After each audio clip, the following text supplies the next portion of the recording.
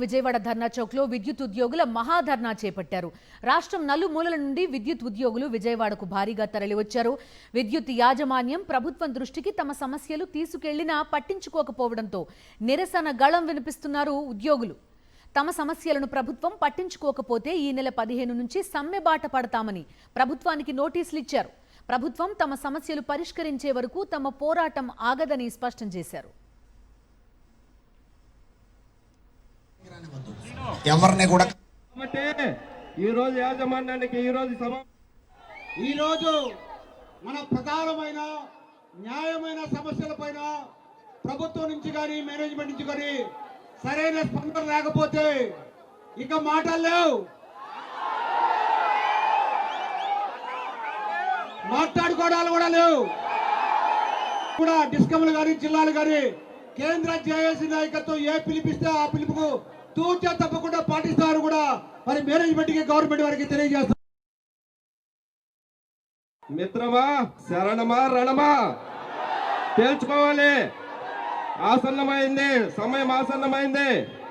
ఈ సభ చూస్తుంటే, ఈ అశేష ప్రజానికాన్ని చూస్తుంటే ఎటువంటి యాజమాన్యమైన ప్రభుత్వమైన దిగి రావాలి.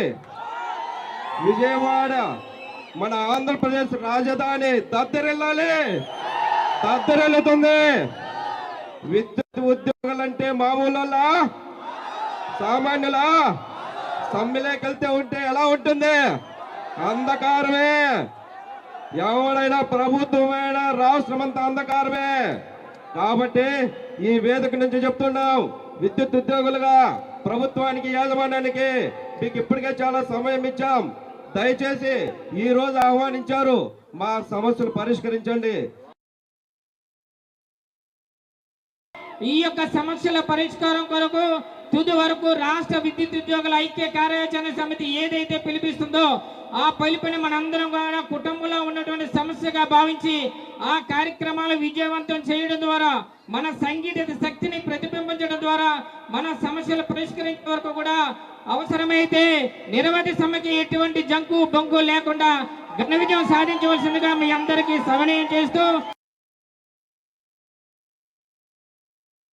ఈ రాష్ట్ర ప్రజల కోసం, ఈ రాష్ట్ర ప్రభుత్వం కోసం మరి మన కార్మికులు లైన్ల మీద చనిపోతే వాళ్ళ కుటుంబంలో ఒకరికి ఉద్యోగం ఇస్తే 15,000 రూపాయలు 20,000 రూపాయలు కన్సల్టెంట్ ఇస్తున్నారు. వాళ్ళందరూ జాయిన్ అయిన డేట్ నుంచి రెగ్యులరైజ్ చేసి ఓల్డ్ రెగ్యులేషన్ల ప్రకారం, ఓల్డ్ డిజిగ్నేషన్ల ప్రకారం ఇమ్మీడియట్ గా రెగ్యులరైజ్ చేయాలని చెప్పి సందర్భంగా నేను కోరుకుంటున్నాను. ఈ రాష్ట్రంలో ఎన్నో విద్యుత్ సర్వీసులు నెలలా ఇస్తున్నాం, విపరీతంగా పెరిగిపోయినాయి. మరి కొత్త పోస్టులు ఇవ్వాలని ఆశ లేదు వాళ్ళ మీద.